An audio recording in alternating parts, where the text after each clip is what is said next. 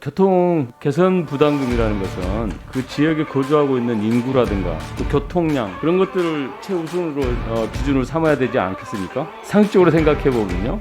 2만 세대 부천과 7천 세대 과천이 광역교통 개선 부담금이 비슷해요. 부천이 7,800억이고 과천이 7,600억으로 교통 개선 부담금이 그렇게 책정이 돼 있는데 7천 세대하고 2만 세대 상식적으로 생각해도 이게 이해가 되지 않지 않습니까?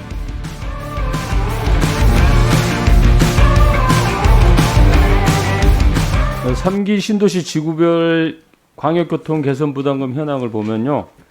약간씩 차이는 있지만 대체로 총사비의 한 20% 수준인 것 같습니다. 사장님 20% 수준의 책정이 LH 내부 지침으로 알려져 있는데 20%의 근거가 무엇인지 한번 말씀해 보시죠. 이게 사실은 내부 지침은 아니고 결국 인프라 비용이 높으면 그만큼 원가가 높아지기 때문에 건축되는 주택의 공급 가액이 높아집니다. 그래서 저희들이 그 정도 범위 내에서 관리하려고 나름대로 좀 합의되어 있는 정도의 수치다 이렇게 보시면 되겠습니다. 그래서 사장님 근데 상식적으로 생각해 보면요. 네.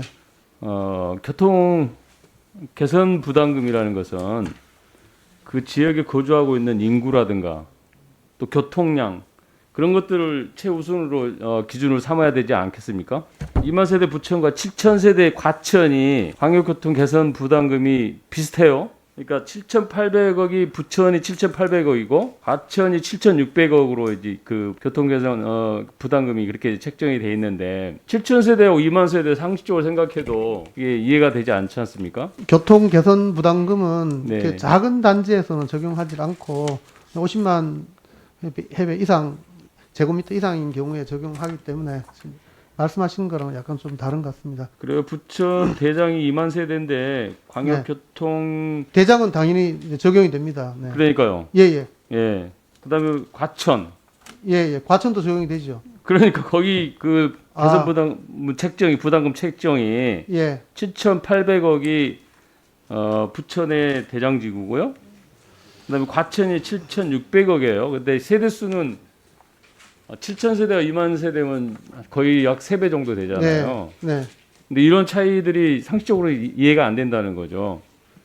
쉽게 얘기하면 이런 오해가 생길 수 있잖아요. 과천은 좋은 지역이기 때문에 더더욱 뭐 교통 시설이라든가 이런 거에 대해 많은 투자를 하게 되고 부천은 좀 떨어져 있잖아요. 서울로 좀 떨어져 있기 네. 때문에 상대적으로 덜 투자하는 거 그런 인상을 줄 수 있고 실제로도 이게 이제 단지가 완성이 되면 교통 문제가 심각해질 수 있잖아요. 2만 세대에 뭐 7,800억밖에 투자를 안 한다는 것은. 네. 그래서 저희들이 만일 이제 이런 이제 수치가 확정된 금액은 수치는 아니지만 없다고 생각을 하면 어떤 지역에서는 전체 사업비의 50%를 달라 그러고 어떤 지역에서는 뭐 그보다 더 많은 걸 요구하기 때문에 그 지역 따라 끝도 없기 때문에 결국 그것은 이제 원가 상승의 원인이 되고 그럼 신도시를 왜 만들었는가 이런 얘기가 나오기 때문에 저희들이 이 범위 내에서 이렇게 더 이상 주택 가격을 상승시키지 않은 수준에서 공급하기 위해서 관리하고 있는 수치다 이렇게 이해하시면 될 것 같습니다. 그래서 상식적으로 생각해 보면 세도수 변화라든가 뭐 교통량 변화 이런 걸 정확하게 예측해서 그런 합리적인 기준을 가지고 지구별 현황에 맞는 부담금으로 재책정해야 될 것 같은데 어떠십니까, 사장님?